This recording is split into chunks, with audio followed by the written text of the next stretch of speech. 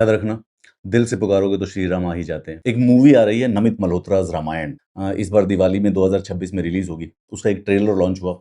उसमें रणबीर कपूर श्री राम का रोल कर रहे हैं। तो यार मुझे वो ट्रेलर बड़ा डिसअपॉइंट किया। वैसे तो ये एक मूवी है, लेकिन ये मूवी ना एक कल्चरल अपॉर्चुनिटी की तरह यूज की जा सकती है to catapult Indian heritage and Indian culture on the world stage. इसको सब लोग देखें, वो बहुत ज्यादा बेहतर रहेगा। तो मैं बहुत एक्साइटेड था इस मूवी के लिए, लेकिन जब इस मूवी का जो ट्रेलर आया वो थोड़ा सा डिसअपॉइंटिंग है, क्योंकि एटलीस्ट नाउ उस ट्रेलर में सिर्फ और सिर्फ आर्टिफिशियल इंटेलिजेंस और थोड़े से बैड वीएफएक्स से उन्होंने कुछ सीन्स को कोलेट करके वो ट्रेलर बना दिया है। ओपनिंग में एक ये सीन आता है जिसमें श्री राम चल के जा रहे हैं, पीछे से बिहाइंड का सीन है।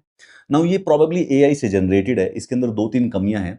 जैसे ये जो बच्चा है, ये नमन कर रहा है श्री राम को, लेकिन राम जी गुजर चुके हैं, लेकिन उसके बावजूद भी ये कैमरे की तरफ नमन कर रहा है। There is a huge possibility कि इसको एआई से जनरेट किया गया है। एआई से नहीं जनरेट किया गया है तो जो वीएफएक्स है उसके अंदर काफी ज्यादा कमी है। उसके बाद जो इसके साथ मुझे सबसे मेजर प्रॉब्लम लगी, ये जो लंका के जो सीन है, रामायण के ऊपर जो भी कोई क्रिएशन की जाए, चाहे वो मूवी हो वो सीरियल हो, उसके अंदर वो भारतीयता, वो जो इंडियननेस है, उस टेक्स्ट की जो कोर कनेक्शन है लैंड के साथ, वो होना बहुत जरूरी है। ये वाले जो सीन है ना, ये जैसे कि वो जो गेम्स ऑफ थ्रोन या lord of the rings type के जो सीन है, उनसे इंस्पायर्ड लग रहा है। This has been modelled against ogre, जो कि एक थोड़ा सा वेस्टर्न कॉन्सेप्ट है।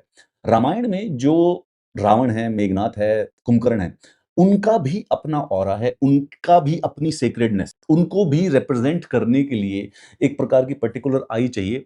आदि पुरुष जो मूवी थी उसमें भी उन्होंने ये किया था कि उन्होंने लंका को वो जो एस्थेटिक्स थे वो बड़े से वेस्टर्न एस्थेटिक्स दे दिए। रामायण के कॉन्टेक्स्ट में अगर उनको दिखाने की कोशिश करे तो वो दिल को अच्छा नहीं लगता है। तो मुझे लग रहा है कि ये जो एस्थेटिक चॉइस है, ये तो स्टनिंगली बैड है भाई। ये जो बाकी वीएफएक्स है, इनको तो हो सकता है पोस्ट प्रोसेसिंग में सही भी कर दिए जाएं, लेकिन this is a genuine disappointment. उसके बाद इस ट्रेलर में श्री राम के 3 सीन हैं। एक में ये फॉरेस्ट का सीन है और एक ये झरने वाला सीन है। इन तीनों सीन के साथ समस्या ये है कि ये शायद लोकेशन पर शूट नहीं किए गए, ग्रीन स्क्रीन पर शूट किए गए। जो सीन जो होता है, जो सिर्फ और सिर्फ ग्रीन स्क्रीन पर शूट किया गया है, उसके अंदर कभी भी डेप्थ नहीं आती। तो जब डेप्थ नहीं आएगी, तो जब हम सिनेमा हॉल में बैठे होंगे तो वो जो सीन है वो थोड़ा सा प्लास्टिसिटी का वाला लगता है। उसके अंदर मूवी देखते वक्त बहुत ज़्यादा ज़रूरी है कि जो मूवी की वर्ल्ड होती है उसमें ऑडियंस के अंदर खींच लिया जाए। People should feel part of that world. और जब वो कंप्लीट प्योर, जैसे इसको एक असली इंडियन फॉरेस्ट में भी शूट किया जा सकता था, लेकिन क्योंकि वो सिर्फ और सिर्फ टोटल वीएफएक्स है, पीछे से सिर्फ और सिर्फ ग्रीन स्क्रीन के अंदर वो शूटिंग की गई है, तो उसकी वजह से there is a two dimensionality, एक टू डायमेंशनलिटी है उस सीन के अंदर। ये एक एक्शन सीन है, 2 सेकंड के एक्शन सीन में 5 कट है, और again inspired by probably western movies. इसके अंदर ये वाला जो सीन है वो क्लैरिटी से बताता है कि शायद ये सीन एआई के द्वारा जनरेटेड है। अगर आप इस सीन को देखेंगे तो यहाँ पर जो पीछे जो सैनिक खड़े हुए हैं, उनके देखने की डायरेक्शन ही कहीं और है। उससे पता चलता है कि बनाने वाले ने वो जो डिटेलिंग पर ध्यान